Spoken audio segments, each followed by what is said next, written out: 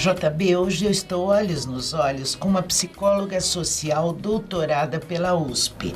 Atuou em serviços públicos de saúde, participou de pesquisas acadêmicas e de projetos sociais na área da economia solidária. Descontraída e bem-humorada, lançou um canal no YouTube, o Falatório com Gisela. Falo de Gisela Monteiro. Que bom que você está aqui comigo, querida. Muito obrigada. Agradeço. Fiquei feliz com o convite. Que bom. Olha, de psicóloga a youtuber, como é que aconteceu isso? Qual o seu objetivo? Então, aconteceu porque eu dei aula há muito tempo na Unisantos, 20 e tantos anos, e aí a gente acaba tendo um certo traquejo de falar, e os alunos diziam que eu tinha um jeito bom de dar aula, porque a gente compete hoje com o celular, né? Então, a aula tem que ser movimentada, eu tenho um traço de bom humor que é da família, e aí eu senti que talvez pudesse seguir esse caminho. E aí eu parei de dar aula e resolvi fazer desde julho do ano passado, ainda vamos fazer um ano, né? Com uma jornalista que me ajuda, a Juliana Molinari, a gente fez o canal. E estamos experimentando e entendendo como é que é isso, porque para mim é uma novidade, né? Então, Com certeza, você vivia no seu consultório dando aulas, exatamente, né? Agora, você me fala, do que se trata o Falatório, para quem ainda não te viu no canal, e como é que você escolhe os temas, porque você aborda temas bem diferentes, não é isso, Gisela? E aí? Então, a gente discute uma pauta. O que ajudou, né? O meu marido é jornalista e trabalha em televisão também, e ele meio que falou do tempo, de a gente ter vídeos curtos. Então, não é uma aula que eu dou, é um comentário sobre o assunto em torno de 5 minutos. Como você escolhe o tema? E a gente escolhe pelo que a gente vê que se discute atualmente. Por exemplo, essa história da baleia azul, eu já tinha previsto e programado uma palestra sobre comportamento transgressor de adolescente. E nesse período veio essa história da baleia azul, aquele seriado 13 Reasons Why, sobre suicídio e tal. Sim, uma loucura. Então a gente discute vingança, abandono, como educar as crianças, dicas, né? Eu sempre tento uma característica, dar alguma dica prática, né? Falar de alguma coisa. E tem uns mais bem-humorados sobre o uso de palavrão até. Esse assunto baleia azul nós vamos abordar ainda no programa, que eu quero falar com você sobre isso. Tá. Agora, no consultório, você atende muitos adolescentes, pelo que eu soube, confere, tá certo? A faixa etária, o que você acha dessa faixa, dessa juventude atual? Como é que você está vendo? Você foca a idade que você quiser, de 12, 13 a 17? 18, é muito... A gente vê adolescentes de 30, né? Ah, bom, isso é verdade. Não, eu pego até 20 anos, de 12, 13 até uns 20 anos, né? Eu acho hoje, assim, eu acho que é mais difícil ser adolescente hoje, porque o futuro, a gente, na minha adolescência, na sua, a gente tinha uma perspectiva de futuro de um mundo mais justo, com menos miséria, com mais igualdade, mais distribuição de renda e tal. Hoje a gente tem um futuro muito nebuloso, muito sombrio, né? A gente não sabe, por exemplo, no Brasil, o que vai ser da gente ano que vem, né? Não temos A gente ideia. não sabe o mês que vem, né? Que dirá o ano que vem. Então, e se pode, hoje, por exemplo, você pode estudar em qualquer lugar do mundo, a quantidade de profissões, a faculdade não garante mais trabalho, emprego, né? Hoje já o pós-graduação é um diferencial. Você tem pessoas que fazem design de games, que fazem a parte de estética, ou que é um empreendedor, que você não precisa necessariamente ter faculdade para ter sucesso, para ter uma profissão e uma renda. Sem dúvida. Então eu acho que ser jovem hoje é um pouco mais complicado. E, portanto, acho que a gente tem que estar junto, tem que estar tentando entender qual é essa realidade, né? Concordo. Agora, sim, as carências, porque você vê jovens que se suicidam. Hoje existe esse problema muito, muito recorrente. Quais são as maiores queixas, as maiores carências e até as maiores alegrias? O que alegra um jovem hoje? Eu acho que o que o alegra é o que sempre alegrou. Desafio, criatividade. A adolescência tem como característica poder planejar, é o período onde você consegue planejar um futuro, pensar num futuro. Sim. E eles ainda acreditam que podem mudar o mundo, né? isso é muito saudável, eu acho. Porque na hora positivo. Que eles deixarem de achar que eles podem mudar o mundo, a gente tá mal. Mal, acaba a esperança, acaba a luta, acaba a criatividade, acaba a vontade de vencer. Mas isso, em termos de queixas e carências. As dores da alma, né, que a gente pode dizer, as tristezas, as questões, acho que são as mesmas, né, de se sentir não amado, não reconhecido, de ter dificuldade de falar de si, de escolher, porque a identidade está se desenvolvendo ainda. Então, o que eu vou fazer? Toda a cobrança social, eu vejo, às vezes as escolas cobram muitíssimo de que você tem que saber que faculdade vai, tem que ir para a faculdade boa. Será que eu, por exemplo, com 17 anos, fiz um curso, me formei arquiteta, fiz 5 anos de faculdade, comecei a trabalhar, não gostei muito, enveredei pela psicologia, me formei aos 30, né? Sim. As faculdades eram mais baratas do que hoje, proporcionalmente falando. Mas eu tive essa oportunidade de fazer uma outra escolha. Então, por exemplo, eu acho que dê tempo para eles pensarem, né? Tira um ano sabático, se forma. Hoje tem uma pressão que às vezes nem é de dentro de casa, mas social, de que você tem que saber quem você é, para onde que você vai, o que você quer fazer da vida. E acho isso pesado, né? É pesado. Agora, eu estranho e perguntei para você sobre queixas, carências, porque, por exemplo, a depressão hoje é uma epidemia. E eu penso, mas por que, meu Deus? Se hoje os pais nunca conversaram tão abertamente, como você falou de tempos atrás, nós não tínhamos essa conversa tão aberta. Os canais de informação não eram tantos quanto hoje. E como que jovem entra em depressão?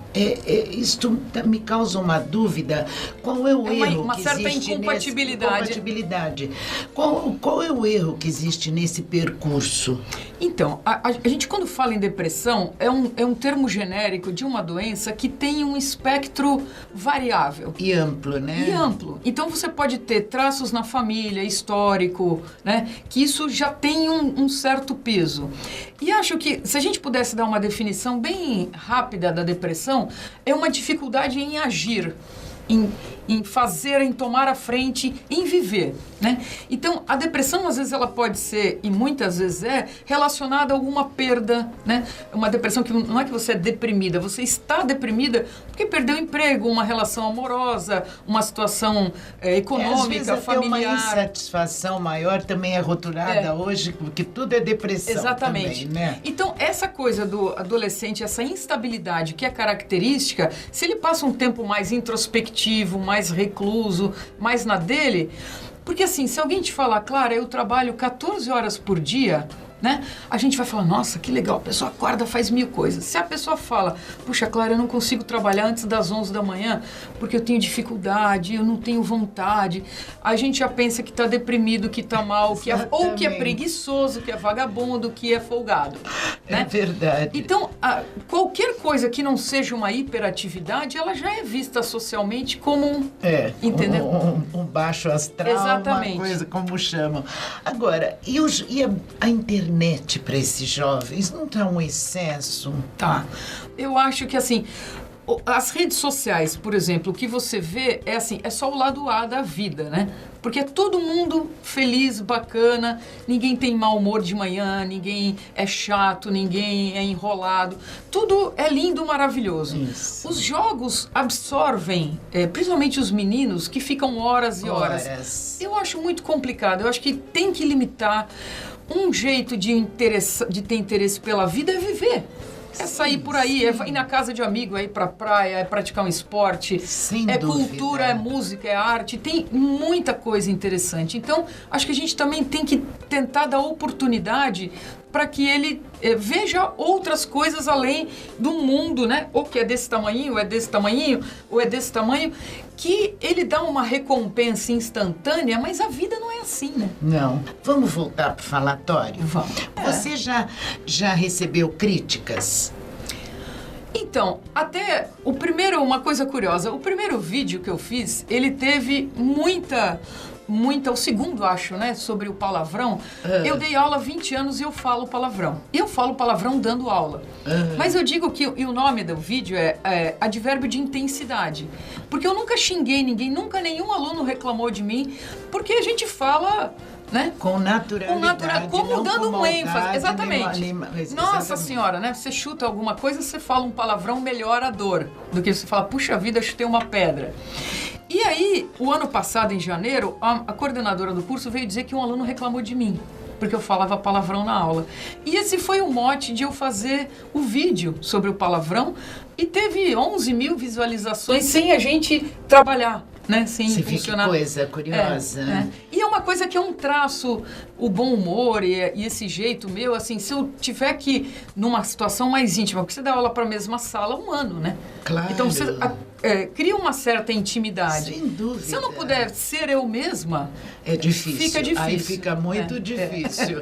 E você sabe, eu estava pensando, você já pensou como você reagiria se você visse uma crítica séria nesse canal? Não, já teve alguns comentários. Eu, pelo menos, não me lembro de uma crítica muito enfática. Mas a gente, na medida em que a gente está exposto publicamente, pode ser que venham críticas. E as pessoas têm direito a falar, né? Eu tento, por exemplo... Você tiraria de letra, eu tenho a impressão. Não sei. Não sei. Você me parece tão espontânea, eu tenho certeza. Por exemplo, eu não comento política, né? Porque religião...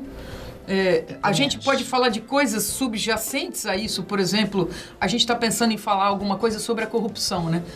Por que alguém se torna corrupto?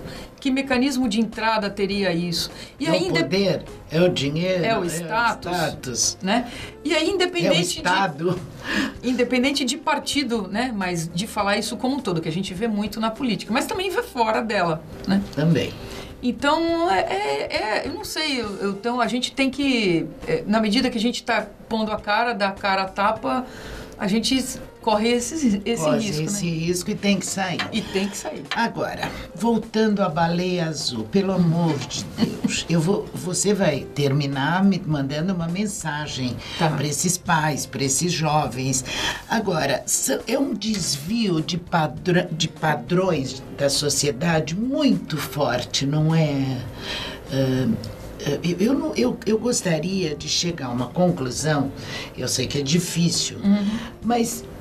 Gisela, que desvio é esse que leva esses jovens a se cortarem até chegarem à morte como ganhando o jogo da morte? Então, Clara, a gente tem visto, tem um repórter, um jornalista da Bandeirantes que seguiu alguns casos.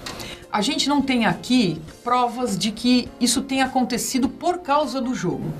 O suicídio em si, então, assim, eu gostaria de dizer do que chama atenção o suicídio na adolescência. O suicídio, acho que é um drama, uma situação dificílima em qualquer idade, mas ainda na adolescência, né? Então, chama atenção de que eu não acredito que um jogo vá levar alguém a se matar. O jogo, ele vem apresentado para insights em páginas de pessoas interessadas. Por exemplo, a anorexia. Tem páginas estimulando a anorexia. Se eu quero ser anoréxica, eu já vou procurar. Então já há um interesse, é o contrário, né? O adolescente que pensa em suicídio, que vai atrás desse tipo de coisa. Eu falo, é justamente esse desvio que tem já no adolescente. Então, o que a gente tem é de dado da Organização Mundial de Saúde dizendo que 90% dos casos de suicídio na adolescência tem a ver com doença mental. Né? Eu não duvido. Então, assim, já são casos de depressão. Infelizmente, eu gostaria de ter o que dizer para dizer, olha, faça isso que você garante que seu filho e sua filha nunca tentará. Não há como a gente garantir. A gente acompanhar, tentar estar sempre junto, essa perto. A mensagem que você já está passando, que eu quero que você passe mesmo. Não é ter a senha do celular, não é a invasão, não é filmar, não é obrigar, é acompanhar. Quem são os amigos, que lugares frequenta, chama os amigos para dentro da sua casa, oferece. Então, se você está restringindo, por exemplo, o jogo online a 2 horas por dia, que eu acho que está de bom tamanho, o que ele faz fora disso? Ele frequenta um clube, ele vai para a praia, ele vai para casa de amigo, ele vai praticar um esporte, ele vai jogar xadrez, ele vai ler, vai praticar, ouvir música, tocar um instrumento. Coisas não faltam. Perfeito. Né? Então, eu acho que tem que acompanhar. Não quer dizer que você tem que parar de trabalhar, que você tem que se grudar no seu filho, na sua filha, que senão você vai criar um outro problema para ele e para você, que é ficar... Com certeza. Né? Mas eu acho que é isso, perceber muitas diferenças. Por exemplo, se ele fica muito introspectivo, se ele fica muito voltado, muito fechado, falando de morte, não só de suicídio, mas falando de falta das pessoas, de perda. Na dúvida, procura ajuda. É preferível pecar pelo excesso do que pela falta. Perfeito. Conversa na escola, conversa com o pediatra, com o médico, com o irmão mais velho. O próprio comportamento do jovem, do adolescente, pode dar sinais. Denuncia de que a coisa não está perfeitamente bem. Gisela, qual é a palavra que conduz a sua vida?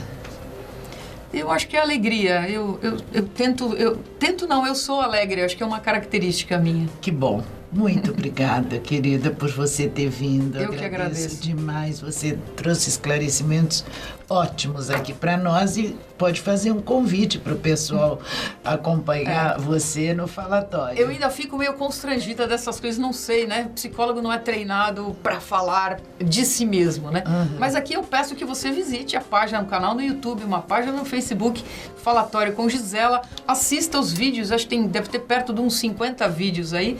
Diga a sua opinião, sugira assuntos, né? Perfeito. Eu acho que também me ajuda. Agradeço muito. Obrigada, querida. JB, eu acabo de conversar com a psicóloga Gisela Monteiro, que agora está com um canal no YouTube, Falatório com Gisela. Para você e para todos que ficaram conosco até agora, um beijo e até o próximo programa.